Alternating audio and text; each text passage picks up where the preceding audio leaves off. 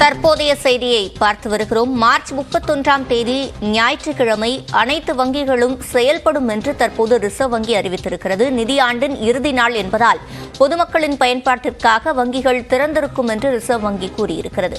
கூடுதல் விவரங்களை செய்தியாளர் சுசித்ராவிடம் கேட்கலாம். சுசித்ரா, தற்போது ரிசர்வ் வங்கி என்னென்ன அறிவிப்புகளை வெளியிட்டிருக்கிறது? மார்ச் 31ஆம் தேதி ஞாயிற்றுக்கிழமை வங்கிகளுக்கு விடுமுறை அல்ல, பொதுமக்களுக்காக திறந்திருக்கும் என்ற ஒரு அதிகாரப்பூர்வ அறிவிப்பை ரிசர்வ் வங்கியானது தற்பொழுது வெளியிட்டிருக்கிறது.